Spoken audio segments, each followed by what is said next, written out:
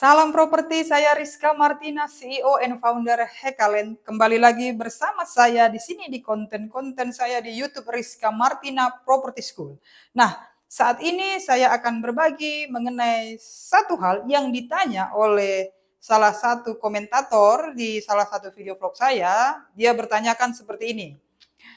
Bu, dibuat dong satu katanya perbedaan antara developer properti atas nama pribadi dengan developer properti atas nama badan usaha.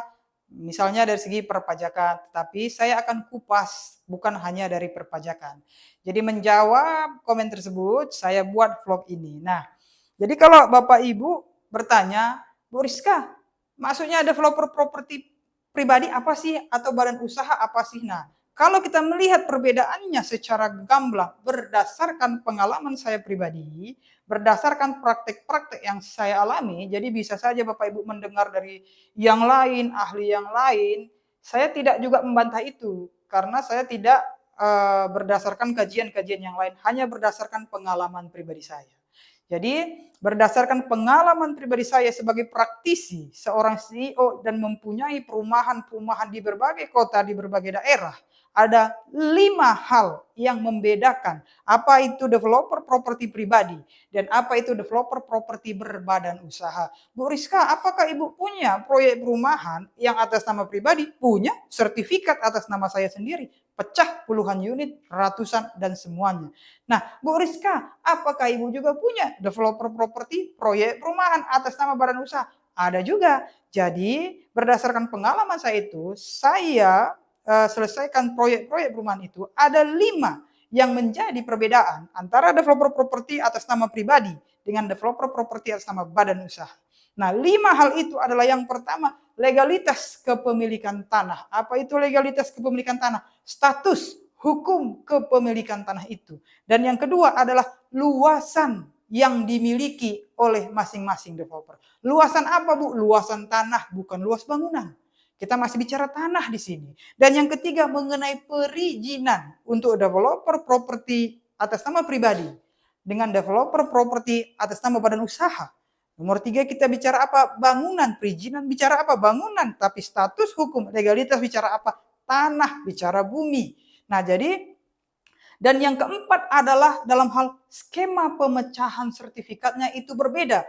Untuk developer properti atas nama pribadi dengan developer properti atas nama badan usaha berbeda. Kemudian yang terakhir nomor 5, apa perbedaannya dalam hal pajak? Itu sebabnya saya buat vlog ini di dalam lebih dari satu bagian karena dalam satu vlog ini mungkin tidak cukup memuat karena saya juga membatasi tidak terlalu panjang-panjang satu vlog.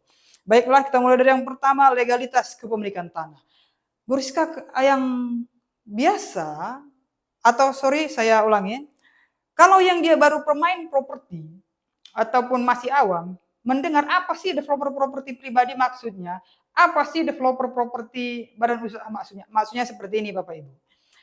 Legalitas kepemilikan tanah yang pertama tadi adalah status hukum kepemilikan tanah. Seperti saya Rizka Martina, apa status hukum saya? Ada di KTP saya. Di KTP saya misalnya nama saya Rizka Martina, nama lengkap, tempat tanggal lahir, kemudian status saya menikah, kemudian alamat kita di situ, nik kita di situ. Nah, jadi ada status hukum saya sebagai seorang pribadi. Begitu juga tanah ini, tanah itu banyak. Tidak bisa asal klaim. Kenapa? Ada status hukum kepemilikan tanahnya. Nah, untuk developer properti atas nama pribadi, status hukum kepemilikan tanahnya adalah sertifikat. Untuk developer properti atas nama badan usaha, status hukum kepemilikan tanahnya adalah sertifikat. Proses dari sebelum sertifikatnya memang ada lagi nih. Tapi kita bicara ketika udah di ujung aja nih, ketika sudah sertifikat induk. Nah, apa bedanya nih? Ini sama-sama sertifikat. Di sini adalah sertifikat hak milik.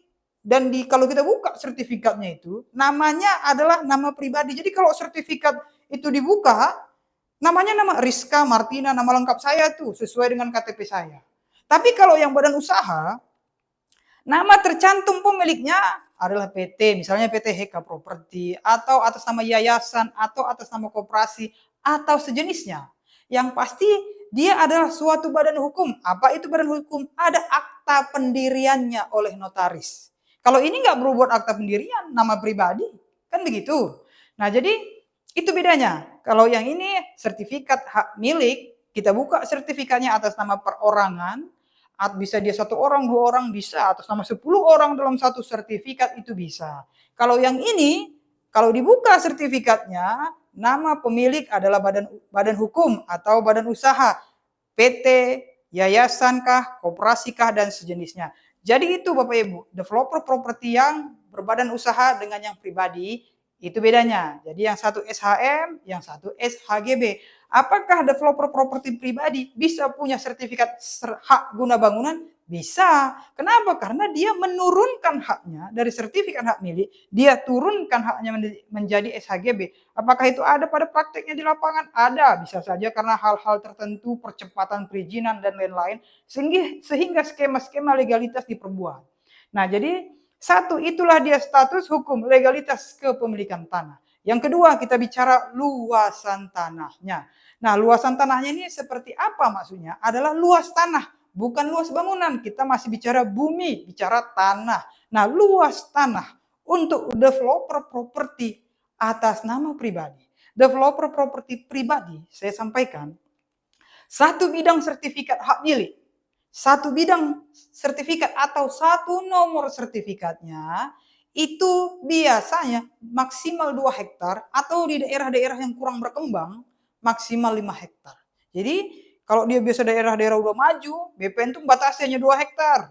Satu nomor sertifikat, satu bidang sertifikat. Jadi kalau dengar kabar dijual tanah sertifikat, sudah sertifikat ya, kalau belum sertifikat bisa sampai 100 hektar, giring satu nama 100 hektar bisa. Nah, atau petok C, letter C, salinan C desa dan semuanya non sertifikat satu nama sampai ratusan hektar itu bisa. Tapi kalau dia sudah sertifikat itu ada batasnya.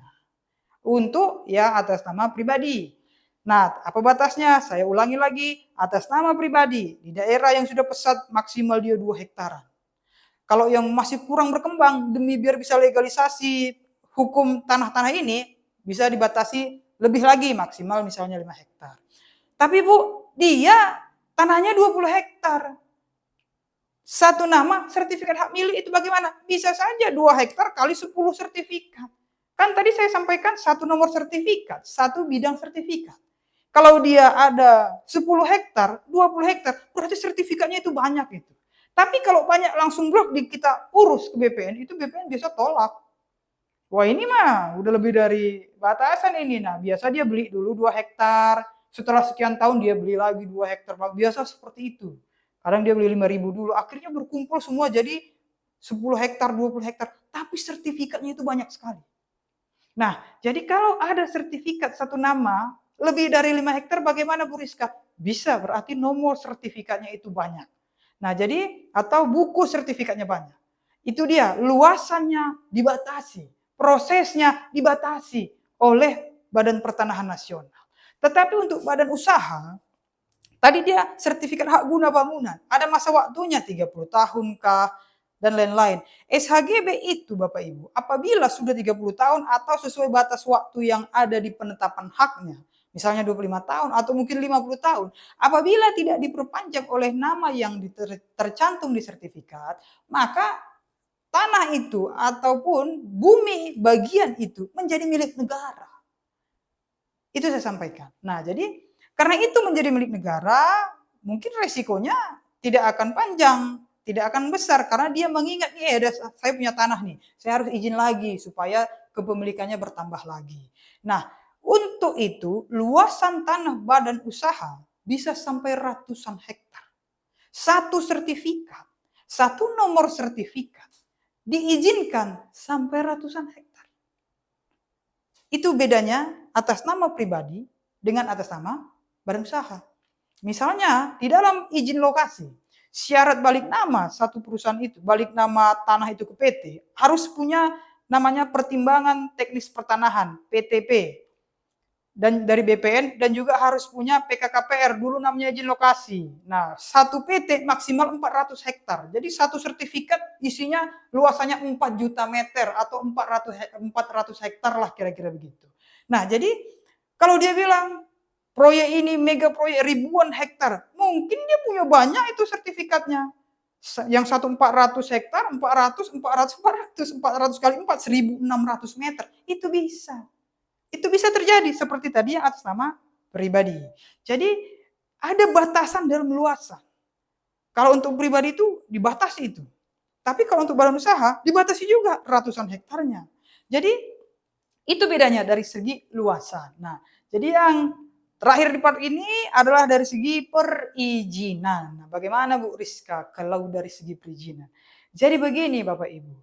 Kalau Bapak Ibu punya tanah developer properti pribadi, sertifikat hak milik, misalnya 10 hektar, SHM nih 10 hektar. Kemudian mau mengajukan, nah di dalam hal perizinan Bapak Ibu itu berbeda-beda. Karena berlaku prinsip otonomi daerah. Kalau legalitas tanah, itu urusannya dengan Badan Pertanahan Nasional. Dia ini terpusat satu, bapaknya adalah Kepala BPN Pusat atau Menteri Agraria. Jadi satu bapaknya untuk dari Sabang sampai Merauke, satu aturannya. Tapi kalau untuk perizinan, itu benar-benar namanya Perda Peraturan Daerah. Pusat juga buat aturan, tetapi Perda bisa membuat aturan turunannya menyesuaikan dengan kondisi wilayahnya. Tentu saja pemerintah daerah juga mendapatkan izin dari pemerintah pusat ketika membuat aturan itu. Nah, jadi kalau rata-rata yang saya temui ya, berdasarkan pengalaman saya di proyek saya ini kan ada di beberapa daerah ya. Ada di Banten, di Bogor, Bekasi, Purwakarta, dan lain-lain yang sedang dalam proses pembebasan. Memang ada yang dia bisa luasannya misalnya 5 hektar, tetapi tidak perlu perizinan yang ribet. Pemda mau membantu. Tetapi ada daerah lain, kalau dia sudah 2 hektar, dia memperlakukan izin-izin yang harus dilengkapi setara dengan izin badan usaha.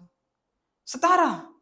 Nah, jadi tergantung wilayah mana nih. Tetapi apa sih goal daripada perizinan? Goalnya developer properti pribadi di atasnya adalah IMB, sekarang namanya PBG.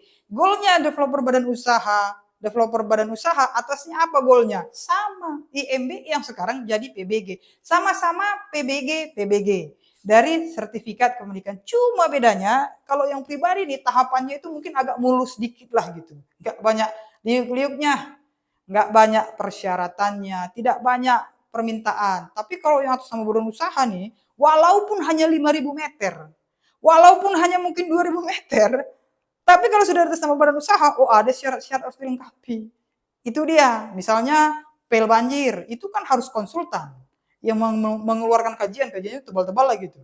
Baru setelah dilihat Pemda kajiannya tidak melanggar norma-norma, Pemda pun memberikan izin. Kalau pribadi, mungkin nggak perlu itu dia punya sertifikat hak milik, lalu dia proses IMB-nya. Nanti teknisnya saya ajari lagi. Nah, jadi seperti itu Bapak Ibu. Dari segi perizinan di mana goalnya sama-sama PBG, tapi tahapan menuju ke situ itu berbeda.